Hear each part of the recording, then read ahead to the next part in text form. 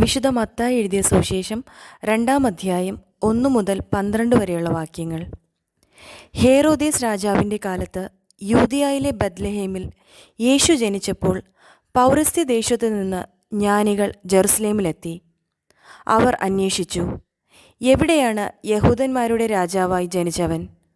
ഞങ്ങൾ കിഴക്ക് അവൻ്റെ നക്ഷത്രം കണ്ട് അവനെ ആരാധിക്കാൻ വന്നിരിക്കുകയാണ്. ഇത് കേട്ട് ഹേറോദേസ് രാജാവ് അസ്വസ്ഥനായി, അവനോടൊപ്പം ജെറുസലേം മുഴുവനും. അവൻ പ്രധാന പുരോഹിതന്മാരെയും ജനത്തിൻ്റെ ഇടയിലെ നിയമജ്ഞരെയും വിളിച്ചുകൂട്ടി ക്രിസ്തു എവിടെയാണ് ജനിക്കുന്നതെന്ന് ചോദിച്ചു. അവർ പറഞ്ഞു, യൂദയായിലെ ബത്ലഹേമിൽ.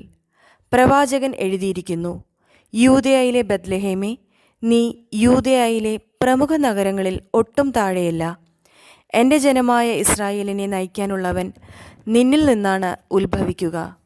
അപ്പോൾ ഹേറോദേസ് ആ ജ്ഞാനികളെ രഹസ്യമായി വിളിച്ച് നക്ഷത്രം പ്രത്യക്ഷപ്പെട്ടത് എപ്പോഴെന്ന് സൂക്ഷ്മമായി ആകാംക്ഷയോടെ അന്വേഷിച്ചറിഞ്ഞു.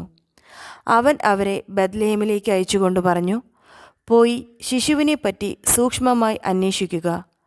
അവനെ കണ്ടു കഴിയുമ്പോൾ ഞാനും ചെന്ന് ആരാധിക്കേണ്ടതിന് എന്നെയും അറിയിക്കുക. രാജാവ് പറഞ്ഞത് കേട്ടിട്ട് അവർ പുറപ്പെട്ടു.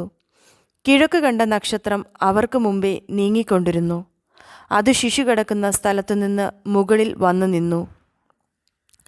നക്ഷത്രം കണ്ടപ്പോൾ അവർ അത്യധികം സന്തോഷിച്ചു. അവർ ഭവനത്തിൽ പ്രവേശിച്ച് ശിശുവിനെ അമ്മയായ മറിയത്തോടു കൂടി കാണുകയും അവനെ കുമ്പിട്ടാരാധിക്കുകയും ചെയ്തു. നിക്ഷേപ പാത്രങ്ങൾ തുറന്ന് പൊന്നും കുന്തിരിക്കവും മീറയും കാഴ്ചയർപ്പിച്ചു.